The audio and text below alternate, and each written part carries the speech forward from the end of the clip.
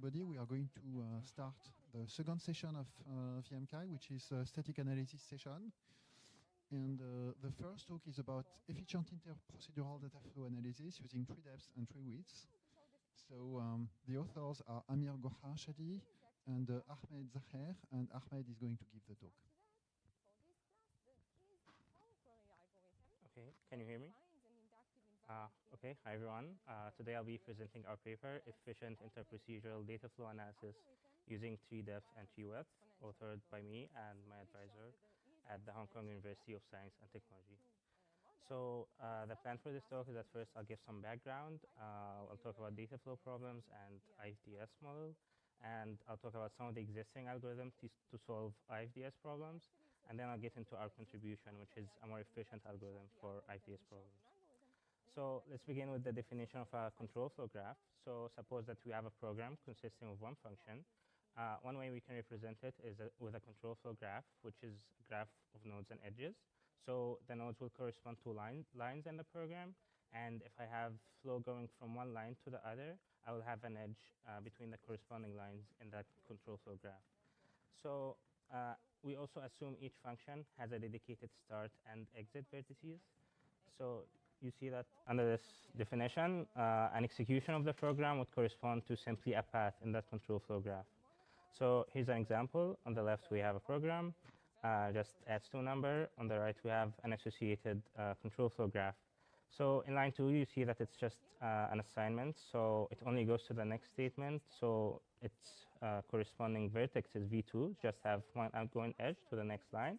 And then in line 3, we have a while loop. So we have branching. We either, depending on whether the condition holds or not, we either go into line 4, or if not, then we skip the loop and we go to line 7.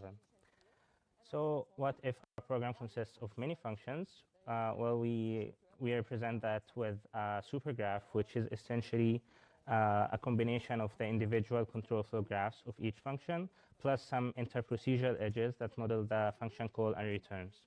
So if I have a call from function f to f prime, then I will represent that with two vertices, a call vertex and a return vertex. So a call vertex corresponds to when you first call the function, and the return vertex corresponds to after executing the called function and then returning to the caller function. So accordingly, I will have an interprocedural edges, one from the call node of f in f to the start of f prime, and from the exit of f prime to back to the return node in f. So here's an example, two functions, main and g, and on the right we have the corresponding supergraph. So it has the control flow graph of main on the left and the control flow graph of g on the right, and in this case we only have one call at line 8, represented with two nodes. The call C8 goes to the start of G, and from the exit of G, we have an edge back to the return node R8. So we had a nice correspondence between paths in the control flow graph and executions over that program, but that was the case when it was only one function. Here, in the interprocedural case, things can be a bit more tricky. So consider this example. We have three functions, f, g, and h. F and g call h, and this would be the corresponding supergraph. Consider, for example, this path. This is a valid path. It starts from f, it calls h, and then it returns to f. However, this other path, this is clearly an invalid path because it starts from f, it goes to h, but it doesn't return to f, it returns to g. So we want to filter out and avoid these invalid paths. So we define an interprocedurally valid path to be a path that is good, a path that respects this rule. Whenever you call a function, after you finish executing, you return only to the corresponding call and not any other call. So we also define a call graph as a graph whose node set are the functions of the program. And if I have a call from one function to the other, I have an edge from that function to the other. So in this example, we have, again, three functions, f, g, and h. F calls g and h, represented with these two edges, and g calls h, represented with the h on bottom right. So now we will talk about data flow problems. So in an interprocedural data flow problem, we are given as input a supergraph, and we want to compute at each program point, we want to compute whether certain data facts hold. And these data facts, they can be drawn from a domain that can be dependent on the function. So, for example, if we're doing null-pointer analysis, we can define the domain of each function to be its set of local variables. And in the supergraph, for each program point, we want to determine a set, which is a subset of the local variables appearing in its function. And we interpret the value of this set as the set of variables that may be null after that line, supposing that we start execution from some main program point. So here's the same code, and here's an answer to the data flow problem of doing null-pointer analysis on this example. For example, after line 6, we just declared A and B pointers. They may be null, so SV6 will contain A and B. And at line 7, we give space to A, so SV7, it contains B and not A. So our objective in this work is that we want to solve data flow problems while avoiding interprocedurally invalid path. We want to avoid any loss of precision due to these invalid paths. So one proposed solution is to use the IFDS framework, which is a framework that achieves this objective, but it doesn't work for general data flow problems. However, it works for a large class of them. So within this framework, we add some extra assumptions. First, we assume that the domain of data facts at each program point, this domain must be finite. And the behavior of the program is modeled with flow functions over the edges. So these flow functions, they take as input the set of data facts that hold before taking that edge, and it gives us output the set of data facts that hold after taking that edge. So simply, it corresponds to the effect of this edge in my supergraph. And more importantly, within this framework, we assume that all of these functions, they are distributive over some meet operator, which can be union or intersection. We'll assume that it's union. If it's intersection, there is a simple transformation that we can apply to turn it into a union problem. So what's nice about this framework is that since the flow functions are distributive, to know the definition of the function, it suffices to know its value when given as input the empty set and when given the singleton set for each element in my domain of data facts. So we can come up with this graph representation of each such flow function. It's a bipartite graph. On the top corresponds to the input and the bottom corresponds to the output. The edges just correspond to the definition of the function. And this representation is also very nice because if we take two functions, we get the representation, we merge that representation, we put one on top of the other, then reachability in this new graph, it would correspond to composition of the original function. And this inspires us to do this transformation. We simply take our supergraph. Each edge has an associated flow function. This flow function has a corresponding graph representation. We simply put that graph representation instead of that edge, and we get this new graph. We call it exploded supergraph. And its vertex set is the product of the vertex set of the supergraph and the set of data facts. And this graph is already actually very, very expressive. So just by looking at paths at valid paths in this graph, we can infer pretty much all the useful information we could want. And with more reasoning, we can show the following claim, that an execution starting from line L1, where data fact D1 holds, and ends at line L2, where data fact D2 holds, this is equivalent to finding an interprocedurally valid path from L1 D1 to L2 D2 in the exploded supergraph. So here's an example of applying this claim. So these functions, they correspond to the value of functions when we're doing null-pointer analysis. So by looking at this node V5 and 0, which corresponds to starting execution from main, where we don't know any data facts, by looking at the paths going out from that function, we can conclude information like that the variable B may be null after line 7, and that the variable B will not be null after returning from the call to G. So this inspires us to our final problem formulation, where we consider an on-demand setting. So our input is simply this exploded supergraph that we just defined, and a series of queries, which are simply a pair of nodes in that graph, and we want to answer whether there is an interprocedurally valid path from one to the other. And note that this is not standard reachability. We only want to consider interprocedurally valid path, and this what makes this problem difficult. So in this context, we want to answer as many queries as fast as possible. So the authors who proposed the IFDS framework, they already gave an algorithm that can answer all queries for a fixed starting program point. And this algorithm, it has linear dependence on the program size. So if we assume, if we have a large number of queries with different starting points, then the rank time, then using this algorithm, its rank time will start to be quadratic. And this does not scale well for huge code bases where the number of lines in the program can be tens or hundreds of thousands of lines of code. So what can we do about this? One approach is to exploit the sparsity of graphs that are associated with the program. So for example, we just defined a control flow graph. If you look at it, you note that it doesn't have that many edges. So if you look at an if node or a while node, we have branching, but we only have degree 2 for these kind of nodes. And for all the other nodes, we only have degree 1. So this graph is sparse. And in call graphs, we do not expect a function to call a lot of other functions. So we also expect some kind of sparsity within these call graphs. So we give this intuitive formula that for any problem involving graphs, if the input graphs are sparse, and at the same time we know that this sparsity, it makes the problem simpler, then there is hope that we can develop faster algorithms that exploit this sparsity. So one example would be Treedepth, which is a parameter that measures for a graph how similar it is to a tree.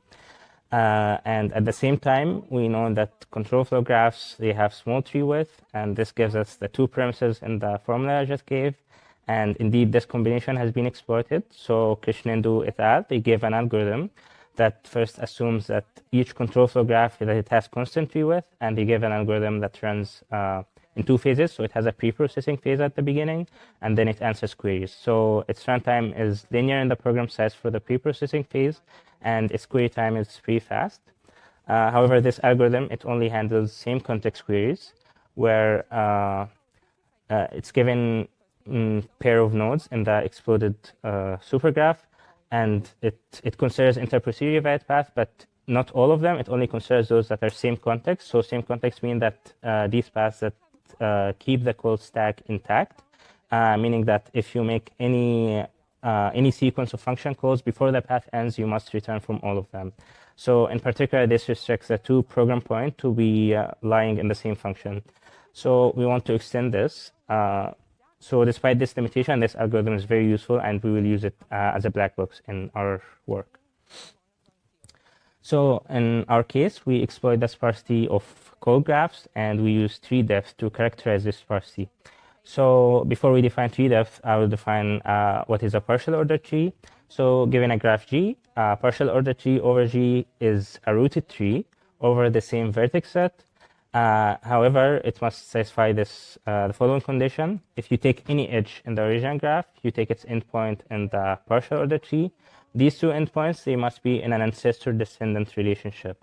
So on the left, we have a graph, and on the right, we have its partial order tree. And these dotted lines correspond to edges in the original graph. And you know that all of them, they only go from one node to one of its ancestors. So we define the tree depth of G to be the smallest depth among all partial order trees over that graph. So in this example, this partial order tree, it has depth 3, and we know that this particular example, this partial order tree, it's optimal. So this graph has tree depth 3. So Treedepth, it's a sparsity parameter that intuitively measures for a graph how much it is similar to a star graph. And graphs that exhibit small value of Treedepth, they have simpler structure, and we want to exploit this structure to run faster algorithm on that graph. So we express this nice structure of of tree depth by this property we call the path property, which says that if you take any path in a graph and you trace that path in the partial order tree over that graph, then that path must intersect the set of common ancestors of these two nodes in the partial order tree.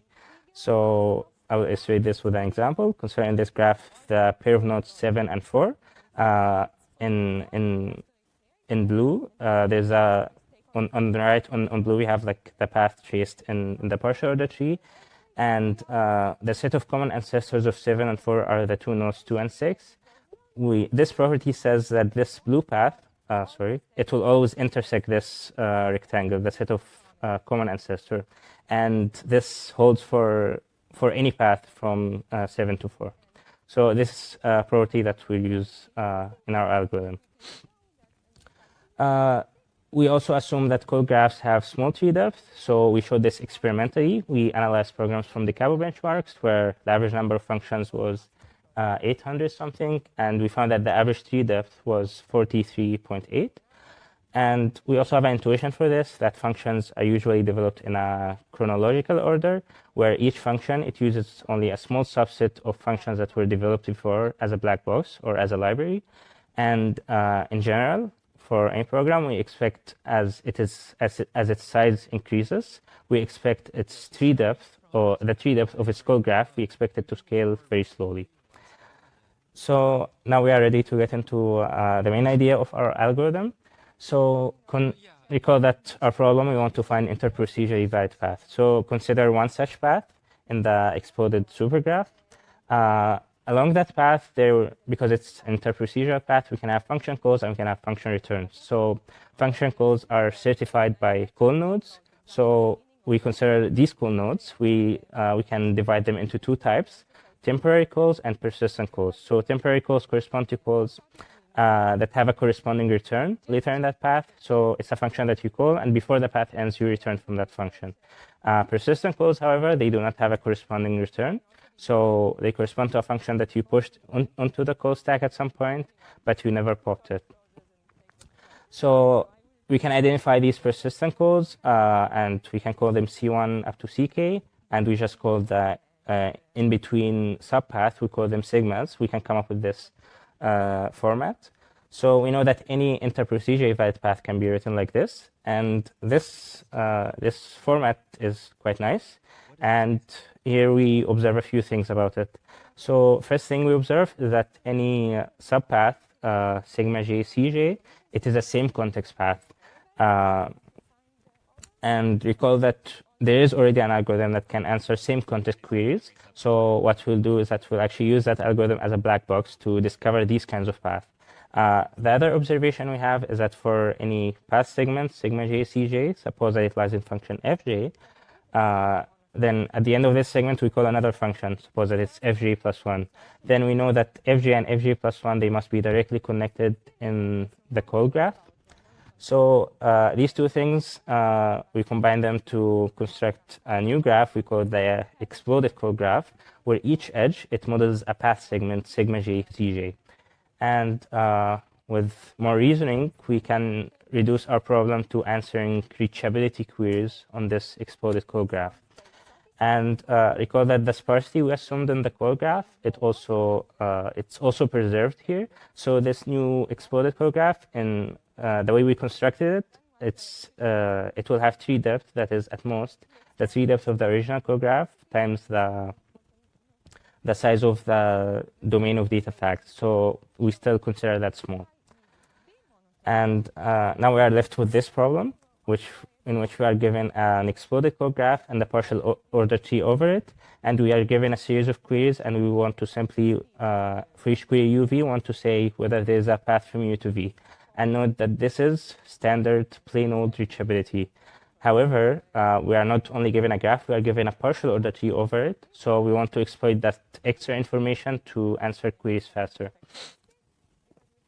So our algorithm, it has our algorithm for this problem, reachability given the partial order tree. It has a preprocessing phase where we compute some summary information that can help us answer queries afterwards. So we take each node, we look at it in the partial order tree, and we look at the subtree of that node. We call that, for node U, we call that set FU. It's set of descendants in the partial order tree. And we define these two values, up and down, for each node U and one of its descendants V. We define up U and V to be 1 if there's a path going from V to U. So since V is a descendant of U, it's a path going up, hence the naming. And we define down similarly. However, these paths, they must be confined within the subtree of U. So we do not consider general paths on the graph. We only consider those that stay within the subtree of U. So these are limited information that we want to first compute, and we want to use them in the query phase. So how do we compute these values? Note that if we fix a node U, we can compute up and down of U and V for all other Vs by running a DFS from U. And to stay within the subtree of U, we simply, if we take an edge going outside the subtree, we ignore it. And by looking at this more carefully, although it's a very simple algorithm, it's just DFS, we know that overall, each edge, the number of times it is traversed, it's proportional to the depth of the partial order tree. And this depth is still small, since we're given that partial order tree as input, and we know that its tree depth is small. So overall, these two values, up and down, for all U and V, they can be computed in time that's linear in the program size and linear in the tree depth of the call graph. So now we have this information. We want to leverage them and answer reachability queries using them. So suppose that we have a reachability query UV. We simply want to decide whether there is a path from U to V. We trace that path in the partial order tree. We identify the set of common ancestors. And by the path property that we just gave, that set of common ancestors, it must intersect the path that we want to find. So since that intersection is non-empty, we can pick a node in it that has the smallest depth. Let's call it W. And by analyzing the situation, we see that there must be a path from U to W and a path from W to V. That's by definition. But more importantly, these two paths, the path from U to W and the path from W to V, they are up path and the down path that stay within the subtree of W, because we picked W with the smallest depth. So in particular, we know that for this W, this must hold. Up of W and U is 1, and down of W and V is 1. So how do we answer a query? We're given U and V. We simply iterate over the set of common ancestors in the partial order tree, and we do this check in constant time. And the running time of if any of these checks is positive, then there is a path. If all of them are negative, then there's no path. So the running time of this will be proportional to the size of that set of common ancestor, which is bounded by the depth of this tree, which is the depth of this partial order tree, which is the tree depth of the call graph times the domain of data facts. Okay, so overall, our preprocessing time has linear dependence on the program size and quadratic dependence on the tree depth. The query phase, for each query, it has only linear dependence on the tree depth. So as for experiments, we ran the algorithm on real-world programs from the cow benchmarks. We use SUIT to extract the necessary information, and we use space solvers to compute good partial order trees over that call graph. And we ran 3 analyses: reachability, null-pointer, and possibly initialized variables. And for each case, we generated a number of queries that's proportional to the size of the program. And we ran 3 algorithms: our algorithm and the standard IFDS and its demand variant. And we gave them a time limit of 10 minutes.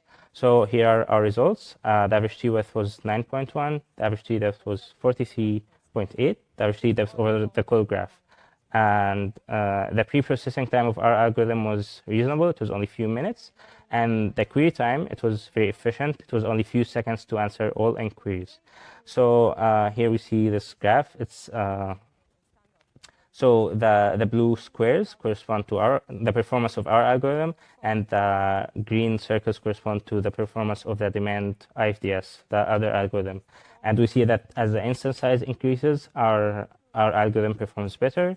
This is simply because our dependence in the pre-processing phase is only linear in the program size. However, as the program size increases and as the number of queries increases, according to our setting, then the other algorithms, their running time will start to be quadratic and their performance will degrade really fast. And yeah, to conclude, we gave a parameterized algorithm for general IFDS, and we exploited a new sparsity parameter, the tree depth of the call graph of the given program, and we gave theoretical and experimental improvement over the old algorithms. And that was it. Thank you.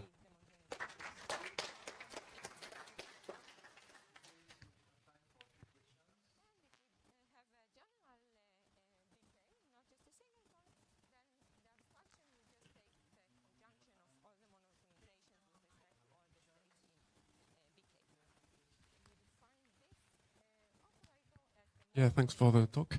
Actually, you're comparing your extensions to IFDS, but I think there are new, more recent data flow similar algorithms, like IDE or something like this.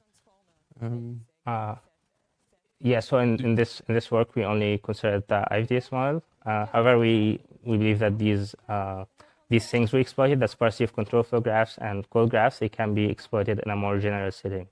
And indeed, similar works has been done, but using the sparsity of call graph, this is the first time it has been done, and we believe we are actually trying to extend it to other settings.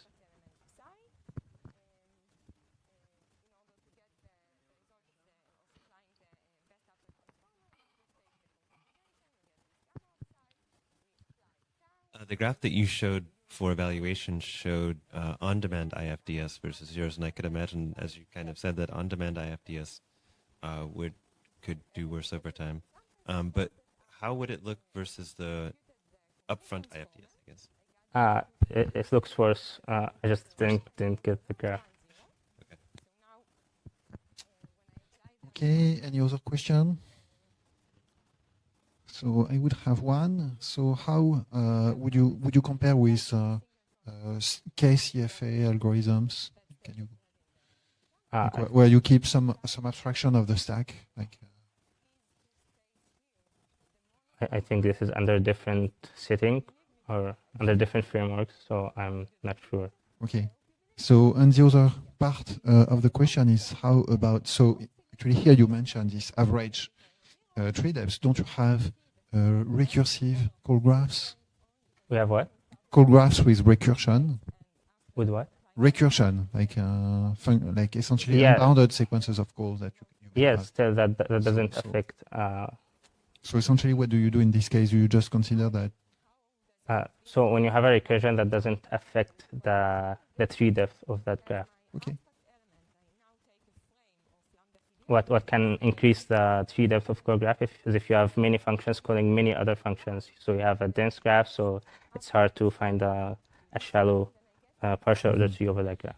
And when you have a cycle, like a bunch of recursive functions that call each other, and then like F0 calls F1 and so on, and then Fk calls F0. That doesn't really affect the, like the notion of tree depth is not really sensitive to these kind of cases. Okay. So are there any other questions? Yeah. Just curious, I mean, so this looks pretty promising. Have you run it on much bigger? So it sounds like the bigger instances that you've run had like 1,000 procedures or something like that? Yeah. Have you? So these instances are from the Cabo benchmarks, which are quite big. I guess one way to get a better idea of scalability could be to look at not just one program, but a program with a lot of dependencies and kind of take all these dependencies into account too. It would be curious to see how you could scale, as those graphs get really big, but still are sparse. Yeah, that's what we did. These are the Cabo benchmarks where you have big program system of many functions, you have many different dependencies, and